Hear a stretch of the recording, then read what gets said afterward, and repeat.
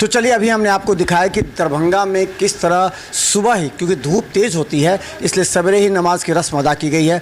सज धज कर कपड़े, बच्चे हो या बूढ़े हों, युवा सभी आज सबसे पहले तो बकरीद की शुभकामनाएं लगातार आप लोगों को भी, सारे लोगों को भी, पूरे हिंदुस्तानियों को भी, खासकर दरभंगा वासियों को शुभकामनाएं देते हैं। अच्छा, इस बार बकरीद की जो नमाज की रस्म 8 बजे अक्सर यहाँ देखा जाता है, तो 6:30 बजे ही से 7 बजे के बीच में ही कई अलग अलग ईदगाहों में की गई थी। इसका क्या ईद और बकरीद में क्या फ़र्क है जानिए नमाज में। ईद की नमाज का प्रिंसिपल है कि आप जब जाइए नमाज पढ़े तो खा के जाइए, खाली पेट नहीं जाना है। ईद में खा के जाना है, खा के जाना। अब बकरीद में भूखा जाना। जब लौट के आप आइएगा वहाँ से तो जो कुर्बानी होगी उसी से रोज़ा खुलना है। मतलब ये कि बकरीद के दिन टेम्पोरी रोज़ा रहता है, इसीलिए इस बात का ख्याल करके अर्लियर नमाज रखा गया ताकि गर्मी है, धूप है, लोग जाएंगे फिर आवेंगे फिर दबिया करेंगे, तो इसीलिए देर नहीं होना चाहिए। अच्छा, बकरीद से एक दिन पहले भी रोज़ा रखा जाता है, एक दिन पहले। हाँ, रोज़ा रखा जाता है। ऐसे तो रोज़ा की फजीलत ये है कि कसरत से रोज़ा रखना चाहिए, ताकि कसरत बड़े अधिक से अधिक रोज़ा रखना चाहिए ताकि लोग जाने कि भूख क्या है, प्यास क्या है। खास इस गर्मी में अभी जो गर्मी पड़ रही है, इसमें प्यासा रहना, भूखे रहना क्या आसान काम है, मुश्किल है। इसीलिए रोज़े की अपनी फजीलत इस्लाम में है। ईद का रोज़ा और बकरीद का रोज़ा दोनों के क्या लाभ हैं, दोनों में क्या अंतर है, दोनों के में वो फ़र्ज रोज़ा है। जो लड़के 12 साल से अधिक के हैं उन पर रोज़ा फ़र्ज कर दिया गया है, यानी उनको रखना ही है।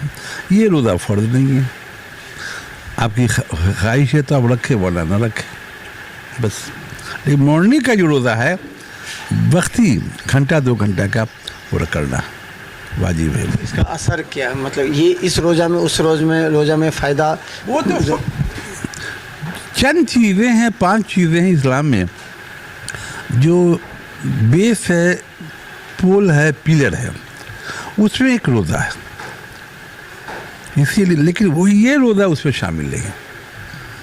अच्छा, एक बकरीद में कहा जाता है, लोग जानते भी हैं कि जिस पर कर्ज है वो ये बकरीद का ये जो खुशी कुर्बानी होता है वो नहीं कर सकता है।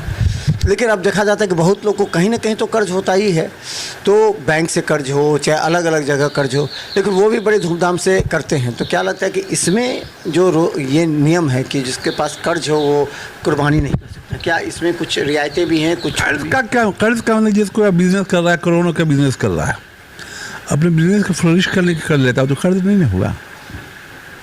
परेशानी के आलम में रोजी रोटी के लिए, पेट के लिए जो लेता है वो ना कर्ज होगा। जी, हमारे पास अरबों की प्रॉपर्टी है और बिजनेस को बढ़ाने के लिए हम बैंक से कर्ज लेते हैं, दैट इज़ नो कर्ज, ये तो बिजनेस है।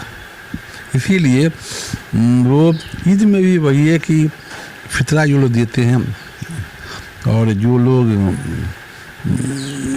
पैसा ज़कात बांटते हैं उसका भी प्रिंसिपल वही है जो साहिब जायदाद हो इस तरह का। इसमें भी कुर्बानी कौन करेगा? जिनको अल्लाह दिया। धन तो हर धर्म में जुड़ा हुआ है, धन ना होगा तो धर्म नहीं होगा भाईजान, इसीलिए धन जुड़ा हुआ है। अच्छा, बकरीद में क्या नियम है? बकरीद में कहा था 3 दिनों तक बकरीद होती है। पहले दिन जो कुर्बानी होती है उसका क्या असर होता है और जो अगले 2 दिन होते हैं उसका क्या असर होता है? कोई फर्क नहीं है, सारी कुर्बानियाँ बराबर हैं। आज करे, कल करे, परसों करे, परसों शाम तक असर के वक्त तक जो करेगा कुर्बानी होगी। कुर्बानी क्या? अल्लाह के नाम पर। अच्छा, तो पहले दिन जो कुर्बानी होती है उसमें कहा जाता है कि उसको किस लोगों के बांटा जाता है, किस तरह का धर्म? सब में वही बात है। अगर जो गोश्त होता है, जो मांस जो होता है, उसका प्रिंसिपल है कि 3 टुकड़े में बांट देना है। एक फ़कीरों के, मिस्किनों के लिए है, एक दोस्तों के लिए, रिश्तेदारों के लिए, एक अपने लिए है। कि हम लोग के यहाँ जो होता है कुछ ना बचता है, सब बांट दिया जाता है, दूसरे के यहाँ जो आता है वही हम लोग खाते हैं, यही प्रिंसिपल है। और कुछ सब जब बांट ही देना तो रखना कहाँ है, सबको बांट देना है। अच्छा, बकरीद का संदेश क्या? अंत में एक सवाल, बकरीद का संदेश क्या है?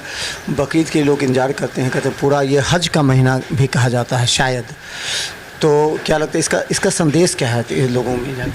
अल्लाह के नाम पर कुर्बानी, अपने आप को कुर्बान करना, तो एक्चुअली प्रिंसिपल तो यही हुआ था कि बेटे को कुर्बान करना था, लेकिन बाद में प्रिंसिपल चेंज हुआ कि नहीं, आप जानवर की कुर्बानी कीजिए अल्लाह के नाम पर। ये कुर्बानी है, निछावर कर देना, मैंने कि बलिदानी कर देना, बस प्रिंसिपल सेम है।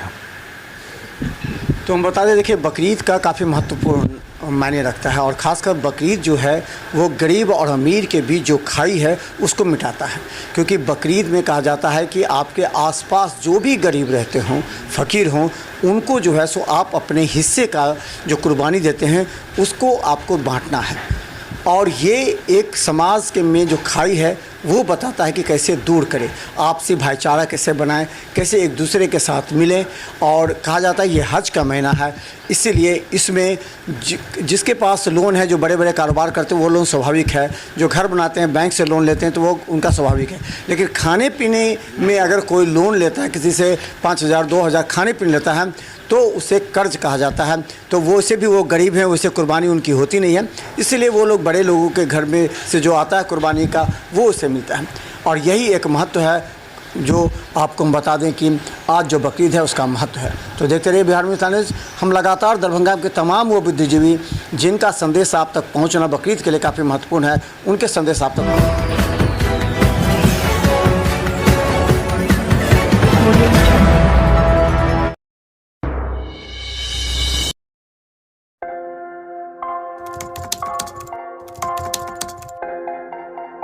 मतलब ये हुआ जुमला हुआ, ऐसा कोई नहीं कर सकता है दुनिया में।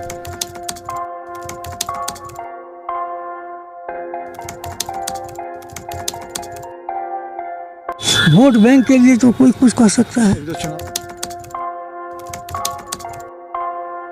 मतलब वो इलेक्शन टाइम है, election time door to door आएंगे, कहेंगे कि ये वोट